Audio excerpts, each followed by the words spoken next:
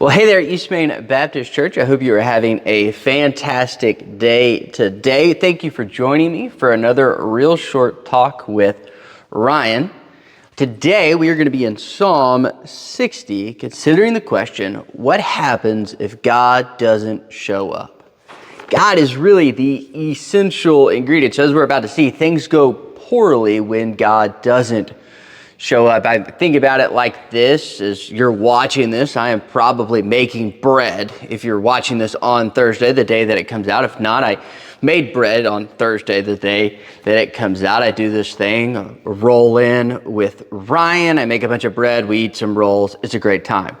But one thing I've learned, and I'm not an expert by any means at making bread, but one thing I've learned from making these rolls, that if you don't have yeast, doesn't really go very well, right? They're not very puffy. They taste kind of weird, right? Yeast is an essential component of these rolls that I make. And so if you don't have the yeast, you really don't have anything. It will not be a successful time. Nobody is going to want to eat the rolls if there is no yeast in the rolls. It kind of ties everything together. It's what makes it work in a lot of ways. And even more essential than yeast is to the rolls is how essential God is to our lives. Look at the end of Psalm 60, starting in verse 9.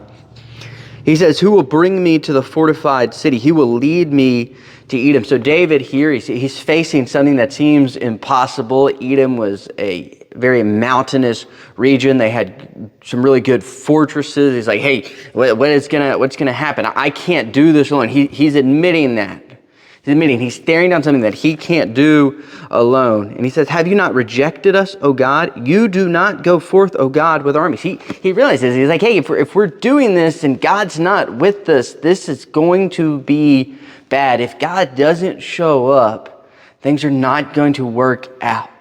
Right? We need the presence of God with us. We need God in our lives. And so what does he say? He says, "Oh, grant us help against the foe." Why? "For vain is the salvation of man." If we try to do things on our own, it will not work. Let me say it again. If we try to do things on our own, if we try to do things without the presence of God with us, it will not work. It will fail. We are vain.